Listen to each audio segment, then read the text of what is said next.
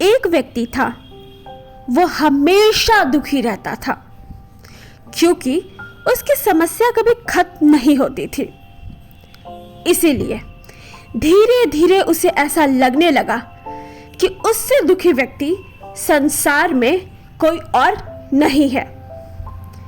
उसकी बातें तक कोई सुनना नहीं चाहता था क्योंकि हमेशा वो नकारात्मक बातें ही किया करता था। इस बात से तो वो और परेशान हो जाता कि उसकी बात कोई सुनने वाला नहीं है।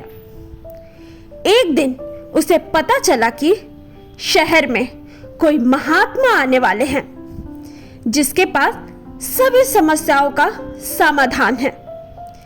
यह जानकर वो महात्मा के पास पहुंचा। उस महात्मा के साथ हमेशा एक काफिला चला करता था जिसमें कई ऊंट भी थे। महात्मा के पास पहुंचकर उस व्यक्ति ने कहा, गुरुजी, सुना है कि आप सभी समस्याओं का समाधान करते हैं। मैं बहुत दुखी व्यक्ति हूं। मेरे पास हमेशा बहुत सारी समस्याएं रहती है। एक को सुलझाता हूं तो दूसरी पैदा हो जाती है। मैं अपनी समस्या किसी को सुनाता हूं तो कोई सुनता ही नहीं है। दुनिया बड़ी मतलबी हो गई है। अब आप ही बताइए गुरुजी, अब मैं क्या करूं? महात्मा ने उसकी बातें ध्यान से सुनी और कहा, मैं अभी तो बहुत थक गया हूं, परंतु कल सुबह मैं तुम्हारी समस्या का समाधान अवश्य करूंगा। इस बीच तुम मेरा एक काम कर दो। मेरे ऊंटों की देखभाल करने वाला आदमी बीमार है। आज रात तुम इनकी देखभाल कर दो। जब सभी ऊंट बैठ जाएं, तब तुम सो जाना। मैं तुमसे कल सुबह बात करूंगा। अगले दिन महात्मा ने उस आदमी को बुलाया। उसकी आंखें लाल थी। महात्मा ने पूछा, तो बताओ कल रात कैसी नींद आई? व्यक्ति बोला, गुरुजी, मैं तो रात भर सोया ही नहीं। आपने कहा था जब सभी ऊंट बैठ जाए तब सो जाना, पर ऐसा नहीं हुआ।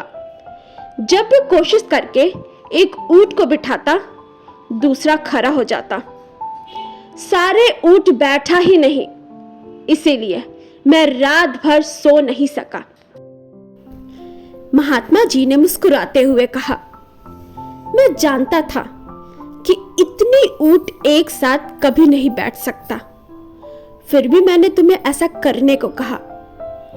यह सुनकर व्यक्ति क्रोधित होकर बोला, महात्मा जी, मैं आपसे हल मांगने आया था, पर आपने भी मुझे परेशान कर दिया। महात्मा बोले, नहीं, दरअसल ये तुम्हारे समस्या का समाधान है। संसार के किसी भी व्यक्ति का समस्या इन ऊंटों की तरह ही है। एक खत्म होगी तो दूसरी खड़ी हो जाएगी। अतः सभी समस्याओं को खत्म होने का इंतजार करोगे तो कभी भी चैन से नहीं जी पाओगे। समस्याएं तो जीवन का ही अंग है। इसे महसूस करते हुए जीवन का आनंद लो। जीवन में सहज रहने का यही एक उपाय है। दुनिया के किसी भी व्यक्ति को तुम्हारी समस्याएं सुनने में कोई रुचि नहीं है, क्योंकि उनकी भी अपनी समस्याएं हैं। महात्मा जी का बात सुनकर व्यक्ति के चेहरे पर संतोष के भाव उमड़ पड़े, मानो उसे अपनी सभी समस्याओं से निपटने का मंत्र प्राप्त हो गया हो।